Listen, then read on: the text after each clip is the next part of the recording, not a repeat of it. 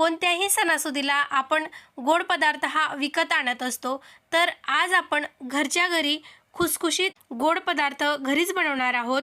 अगदी कुरकुरीत आणि खमंग असा पदार्थ आहे पाकळी शंकरपाळी। अगदी दिसायला जितकी सुंदर आहे ना, तितकीच अप्रतिम चवीला आहे।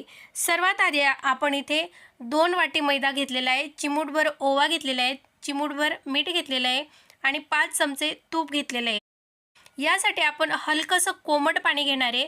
या कोमट पाण्यामुळे अगदी खुसखुशीत असे शंकरपाळी होतात। त्यानंतर आपण थोडंसं पीठ मळल्यानंतर याच्यात 2 चमचे एवढे आंबट नसलेलं दही टाकणार आहेत। पीठ मस्त भिजून अर्धा तास बाजूला ठेवायचं।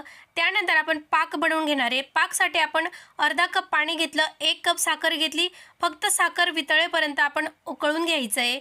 त्यानंतर आपण भिजून घेतलेलं पीठ अगदी मऊसूत झालेलं आहे। छोटासा पेळा घेतलेला आहे, छोट्या आकाराची पुरी लाटून घेऊ।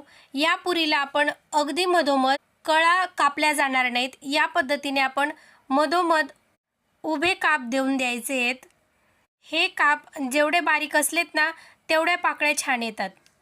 या पुरीला गोल आकार देऊन वळवत जायचं। तुम्ही व्हिडिओत पाहू शकता, या पद्धतीने आपण गोल आकार देत जायचं आणि पाकळीचा आकार देऊन द्यायचा। तुम्ही पाहू शकता किती छान पाकळी आणि लेयर झालेली आहे। या पद्धतीने आपण सर्व पाकळ्या तयार करून घेतल्या। गरम तेलात अगदी खुसखुशीत तळून घ्यायच्या। सोनेरी कलर होईपर्यंत, दोनही बाजूने लालसर होईपर्यंत तळून घ्यायच्या। सुरुवातीला आपण पाकळ्या तेलात टाकल्यानंतर झारा लावायचा नाही, त्यामुळे पाकळीचा आकार खराब होऊ शकतो। नंतर आपण थंड करायला ठेवलेला पाक या पद्धतीचा होतो।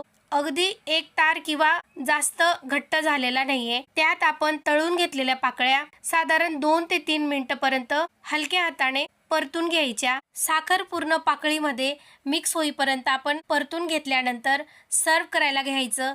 तुम्ही पाहू शकता प्रत्येक पाकळीमध्ये साखर मस्त मुरलेली आहे।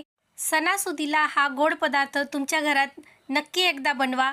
ही रेसिपी तुम्हाला आवडली असेल तर आपल्या चॅनलला लाईक करा, शेअर करा आणि सबस्क्राईब करा। पुन्हा भेटूया पुढच्या रेसिपीत।